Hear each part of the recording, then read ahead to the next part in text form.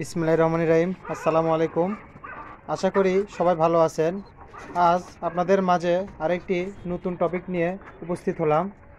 আজকের টপিক অনেক গুরুত্বপূর্ণ, বিশেষ করে যারা নতুন কবুতর পালেন, প্রথমবার কবুতর পালতেছেন, আগে কোনো অভিজ্ঞতা নাই, তাদের জন্য আসলে এই ভিডিওটা খুব হেল্পফুল একটি ভিডিও হতে চলছে।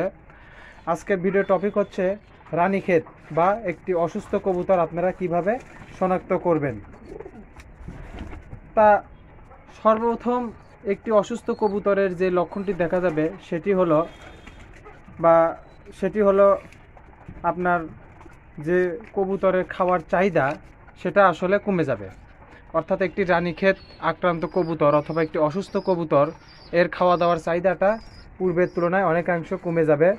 দ্বিতীয়ত যে জিনিসটা দেখবেন সেটা হলো কবুতরের পায়খানা, অর্থাৎ কবুতরের মলটি চুনা পায়খানা রূপান্তরিত হবে অথবা সবুজ পায়খানা হতে পারে, অনবরত পাতলা পায়খানাও হতে পারে। এটা হচ্ছে 2 নাম্বার লক্ষণ। 3 নাম্বার যে লক্ষণটি আছে সেটি হলো কবুতরের যে মাথা আর ডানা আছে সেটা কম্পন হতে থাকবে, অর্থাৎ কবুতরের মাথা ও ডানা কাঁপতে থাকবে এবং কবুতর ঠিকমতো চলাফেরা করতে পারবে না। তারপরে যে লক্ষণটি আসলে দেখা যায়, অনেক সময় দেখা যায় কবুতর যখন রানীক্ষেত বা অসুস্থতায় আক্রান্ত হয় তখন কবুতরের ঘাড় বাঁকা রোগে আক্রান্ত হয়ে পড়ে, অর্থাৎ ঘাড়টি নিচের দিকে ঝুলে যাবে, সোজা হয়ে ঠিকমতো কবুতরটি দাঁড়াতে পারবে না।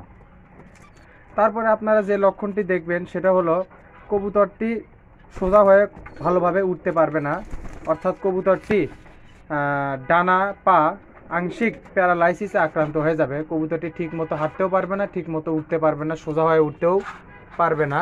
অনবরত, যদি ওড়ার কবুতর হয়, অনবরত ডিগবাজি মারতে থাকবে। আর কবুতরটি যখন ল্যান্ডিং করবেন সেটা আসলে দেখবেন কবুতরটি ল্যান্ডিং করার সময় বুকটা আগে ফেলাবে অথবা মাথা নিচে পড়বে, ঠিকমতো ল্যান্ডিং করতে পারবে না।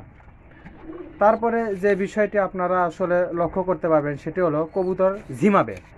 কবুতর চুপচাপ ঝিম ধরে এক জায়গায় থাকবে, নড়াচড়া করবে না, কবুতরটি গা ফুলিয়ে থাকবে। কবুতরটা আসলে অন্যান্য কবুতর থেকে আলাদা থাকার চেষ্টা করবে এবং কবুতরটি খুব বেশি একটা আসলে সচ্ছল দেখাবে না। তারপর আপনারা যে জিনিসটা লক্ষ্য করবেন সেটি হলো কবুতর ডায়রিয়ায় আক্রান্ত হবে, অর্থাৎ রানীক্ষেত বা একটি অসুস্থ যখন একটি কবুতর রানীক্ষেতে আক্রান্ত হবে তখন আপনারা দেখবেন কবুতরের যে আসলে মূলত ডায়রিয়ায় আক্রান্ত হয়ে যাবে। কবুতরটি মাথা ঝুঁকিয়ে ঝুঁকিয়ে বমি করবে অনবরত, আর কবুতরটি ক্রমশই দুর্বল হয়ে পড়বে। তারপরে আপনারা যে জিনিসটা লক্ষ্য করবেন সেটা হলো আসলে কবুতর শ্বাস নিতে পারবে না। শ্বাস নিতে আসলে কবুতরটি কষ্ট হবে, কবুতরটি হাঁ করে শ্বাস নেবে, উপর দিক আসলে মুখ করে শ্বাস নেবেন, মুখ দিয়ে পানি জাতীয় পদার্থ সবসময় বের হতে থাকবে। কবুতরটি আসলে ঠিকমতো শ্বাস নিতে পারবে না, চোখ বন্ধ করে থাকবে এবং মাথাটা নিচের দিকে ঝুলে যাবে আর কি। এমন মনে হবে যে মাথাটার ভার আসলে কবুতরটা নিতে পারছে না, আর কবুতরটি ঠিকমতো ওইভাবে শ্বাসও নিতে পারবে না।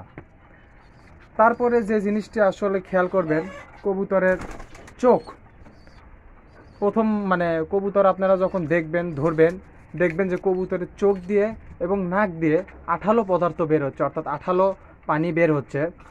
আর এই পানিটা যখন আক্রান্ত হবে তখন ঠিক প্রথম মুহূর্তে এটা আপনারা লক্ষ্য করতে পারবেন, কবুতরটি নাক চোখ দিয়ে সবসময় আঠালো পদার্থ বের হবে। এ থেকে আপনারা বুঝতে পারবেন যে আসলে কবুতরটি রানীক্ষেতে আক্রান্ত পর্যায়ে চলে গেছে। এবং সর্বশেষ যে জিনিসটা আপনারা আসলে খেয়াল করবেন, কবুতরটির যে ওজন সেটা খুব দ্রুত হ্রাস পাবে। কবুতরটির ওজন এত তাড়াতাড়ি হ্রাস পাবে, আপনারা আসলে জিনিসটা দেখলে উপলব্ধি করতে পারবেন। কবুতরের ওজন খুব দ্রুত হ্রাস পাবে এবং কবুতর আসলে আস্তে আস্তে মৃত্যুর কোলে ঢলে পড়বে। তা আসলে এই কয়েকটা জিনিস যদি আপনারা আপনাদের খামারে কবুতরের মাঝে লক্ষ্য করে থাকেন তাহলে বুঝবেন যে আপনার খামারটি আসলে রানীক্ষেতে আক্রান্ত হতে চলতেছে। আসলে এর চিকিৎসা বলতে আছে, রানীক্ষেতের সময় আসলে যখন একটা লফটে রানীক্ষেত ধরে যায় তখন সেরকম কোনো কিছু করার থাকে না। একটা খামারে রানীক্ষেত ধরে গেলে সেই খামারে প্রায় যদি 100 কবুতর থাকে দেখা যায় যে শতকরা 80% কবুতর আর বাঁচে না, মারা যায়।